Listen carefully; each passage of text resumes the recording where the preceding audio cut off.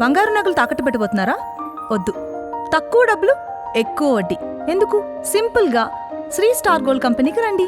German technology, purity check, best online రేట్లో అమ్మి 2 minutesలో క్యాష్ని ఇంటికి తీసుకువెళ్ళండి.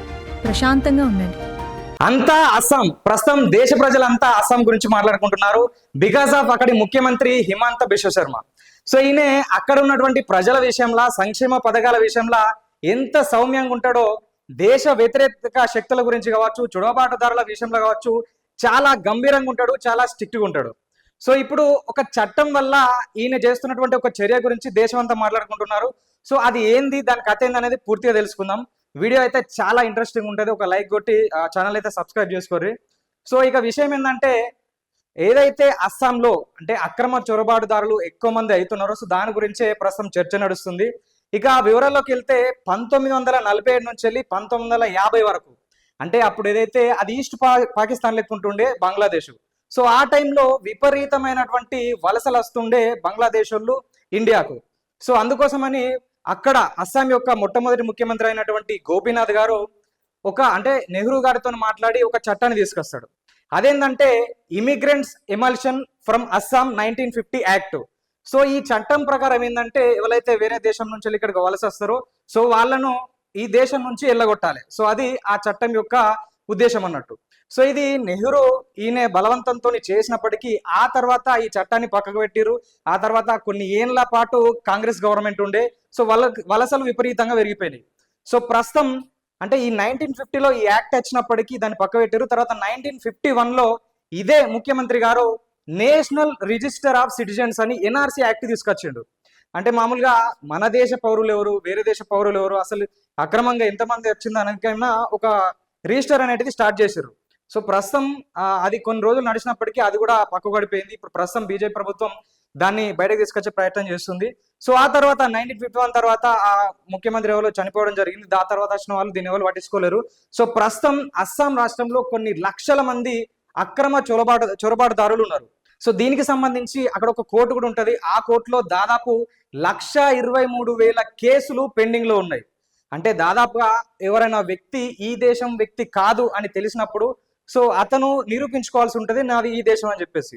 సో దానికి ఒక నోటీస్ పంపిస్తారు. నోటీస్ పంపించినాక ఒక 10 రోజులలో ఆయనే నాది గీ డాక్యుమెంట్స్, గీ డీటెయిల్స్, నేను ఈ దేశ పౌరుని అని నిరూపించుకోవాలి. కానీ ఈ కోర్టులో అంటే పెండింగ్ మీద పెండింగ్లు కాబట్టి దాదాపు ఈ 1,23,000 మంది ఇక్కడనే ఉన్నారు. తర్వాత వాళ్ళు మెల్లమెల్లగా ఆధార్ కార్డు, ఓటర్ ఐడి ఇవి సంపాదించుకున్నాడు. తర్వాత ఈ దేశ పౌరులు లెక్కల చెలామనవుడు. మళ్ళా విషయం ఏంటంటే, ఇప్పుడు ఒక దేశ పౌరులు అనే విషయం ఎట్లా కన్ఫర్మ్ చేస్తారంటే, మామూలుగా ఈ దేశంలో పుట్టినోడు ఈ దేశ పౌరులు అని చెప్తారు.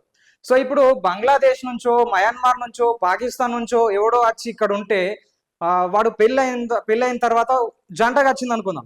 సో 1 సంవత్సరం 2 సంవత్సరాల తర్వాత మళ్ళీ వాళ్ళకి పిల్లలు పుడితే సో వీడు ఈ దేశ పౌరుడు కాకపోయినా కానీ ఇప్పుడు ఇక్కడ పుట్టినటువంటి పిల్లలు సో ఈ దేశ పౌరులు అనే విధంగా అయితే భారతదేశ చట్టాల ప్రకారం ఉంటుంది.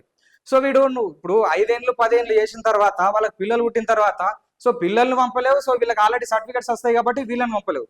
సో ఇదంతా గమనించినటువంటి ఇప్పుడు ప్రస్తుతం అస్సాం రాష్ట్ర ముఖ్యమంత్రి హిమంత బిశ్వ శర్మ సో ఇదేదైతే చట్టం 1950లో కాంగ్రెస్ ప్రభుత్వం తీసుకొచ్చిందో సో దాన్ని మళ్ళీ బయట పెట్టిండు. సో దాని ప్రకారమే ఇక్కడ ఉన్నటువంటి అక్రమ చొరబాటుదారులు ఎవరైతే ఉంటారో సో బంగ్లాదేశ్ నుంచి కావచ్చు, మయన్మార్ నుంచి కావచ్చు, ఇంకెవడన్నా పాకిస్తాన్ నుంచి వస్తే సో వాళ్ళని కావచ్చు కొంచెం టైం ఇస్తారు. 10 రోజుల టైం ఇచ్చి వాళ్ళకి నోటీస్ ఇచ్చి 10 రోజుల టైం ఇస్తారు. ఆ 10 రోజుల లోపల పూర్తిగా వాళ్ళ దగ్గర ఉన్న డీటెయిల్స్ అన్ని వీళ్ళు సబ్మిట్ చేయాలి. సో సబ్మిట్ చేయలేకపోతే మళ్ళీ 10 రోజులు దాటిపోతే 24 గంటల లోపు విని దొరకబట్టి బయటకు పంపించుడా లేకపోతే జైలుకి పంపించుడా చేస్తారు. ఇది చాలా స్ట్రిక్ట్ గా తీసుకుంటారు. సో ప్రస్తుతం ఈ విషయం గురించే ప్రస్తుతం దేశ ప్రజలంతా మాట్లాడుకుంటున్నారు. అయితే విషయం ఏంటంటే, ఈ ఏదైతే బార్డర్ లో ఉంటే రాష్ట్రాలు ఉంటాయో, పశ్చిమ బెంగాల్ కావచ్చు, అస్సాం కావచ్చు, అటు త్రిపుర కావచ్చు, నాగాలాండ్ కావచ్చు, ఈ రాష్ట్రాలు ఏంటంటే బార్డర్లలో ఎక్కువ జనాలు నివసించరు కాబట్టి బార్డర్లో కొన్ని వేల ఎకరాలు అనేది పశువులు మేపడానికి వీళ్ళు సపరేట్గా కేటాయిస్తారు. సో ఆ ప్లేస్ గుండా వీళ్ళు వచ్చి మళ్ళీ అదే ప్లేస్ లో వీళ్ళు డేరలు కానీ వేసుకొని ఇండ్లు కట్టుకొని కొన్ని వేల ఎకరాలు ఆక్రమిస్తున్నారు. అక్కడ ఉన్నటువంటి లోకల్ వాళ్ళ మీద అంటే భారతీయుల మీదనే వీళ్ళు జులుం చేస్తున్నారు. సో ఇప్పుడు విషయం ఏంటంటే, బార్డర్ సంగతి పక్క పెడితే ప్రస్తుతం మన దేశంలో కావచ్చు, మన తెలంగాణ రాష్ట్రంలో హైదరాబాద్నే చూసుకోవచ్చు, ప్రభుత్వానికి సంబంధించినటువంటి ఏ కొంత జాగైనా కానీ 1-2 గుంటలు కూడా ఎవరన్నా అక్రమంగా దాన్ని ఆక్రమిస్తే సో ఆ ఇండ్లు కూడా కొడుతురు. ఇప్పుడు హైడ్రా మనం చూడొచ్చు, ఇండ్లు కూడా కొడుతురు, ఇది నీ జాగా ఆధారపై నువ్వు ఇటా నువ్వు అని చెప్పి చెప్తున్నారు. సో దాంట్లో చాలా మంది పేదలు ఉండటానికి ఇల్లు కానీ జాగాలేని లేని వాళ్ళు, సో వాళ్ళు వచ్చి చిన్న రేకుల షెడ్ వేసుకున్నా కానీ వాళ్ళని కూలగొడుతున్నారు. అంటే వాళ్ళ మీద కూడా జాలి చూపిస్తలేదు ప్రభుత్వం. ఎందుకంటే అది ఇల్లీగల్. ప్రభుత్వ జాగాను నువ్వు ఇల్లీగల్ గా నువ్వు ఆక్రమించి ఇల్లు కట్టుకున్నా, అది పేదోడైనా ధనికుడైనా అది ఇల్లీగల్. సో పేదల విషయంలో మనం అంత కఠినంగా ఉన్నప్పుడు ఎవడో వేరే దేశం నుంచి వచ్చి మన జాగాలు ఆక్రమించి దాంట్లో వాళ్ళు నిర్మాణాలు వేసుకొని అక్కడ ఉన్నటువంటి భారతీయుల మీద జూలిం చేస్తే మనం ఎందుకు ఒప్పుకోవాలి? సో దీనికోసము ఇటు పశ్చిమ బెంగాల్లో ఇప్పుడు ప్రస్తుతం ఏదైతే సర్ వచ్చిందో దానివల్ల చాలా మంది వెళ్ళిపోతున్నారు. అస్సాంలో కావచ్చు, యూపీలో కావచ్చు చాలా స్ట్రిక్ట్ గా యాక్షన్ తీసుకున్నారు. సో దీని గురించి కొంతమంది నెగిటివ్ గా మాట్లాడుతున్నారు. అరే ఏంది నెగిటివ్ గా మాట్లాడేది? ఇప్పుడు ఎన్నో పేలుళ్ళు జరుగుతున్నాయి, ఎవడో వచ్చి ఇక్కడ ఉండి ఏదో చేస్తే ఎవరికి బాధ? సో ఇలాంటి ప్రభుత్వం తీసుకునే ఇలాంటి చర్యలపైన ఖచ్చితంగా పాజిటివ్ గానే ఉండాలి, ప్రభుత్వానికి సపోర్ట్ చేయాలి. సో ప్రస్తుతం ఉన్నటువంటి బీజేపీ ప్రభుత్వం ఇటు ఎన్ఆర్సీ కావచ్చు, లేకపోతే ఎస్ఐఆర్ కావచ్చు, మిగతా అన్ని రాష్ట్రాల్లో తీసుకురావడానికి ట్రై చేస్తుంది. ఇది చాలా వరకు అయితే మంచి విషయం అని చెప్పొచ్చు. సో ఇదే హిమంత్ బిశ్వ శర్మ గురించి కొన్ని ఎలిగేషన్స్ కూడా ఉన్నాయి. ఖచ్చితంగా వాటి గురించి కూడా నెక్స్ట్ వీడియోలో మాట్లాడుకుందాం. సో ఈ వీడియో పైన మీ అభిప్రాయం ఏంది? అస్సాంలో చేస్తున్నటువంటి ఈ చర్యల గురించి మీరేమంటారో కామెంట్ రూపంలో తెలియజేయండి. సో మరొక వీడియోతో మీ ముందు ఉంటాం. చూస్తూనే ఉండండి ఆర్ తెలుగు.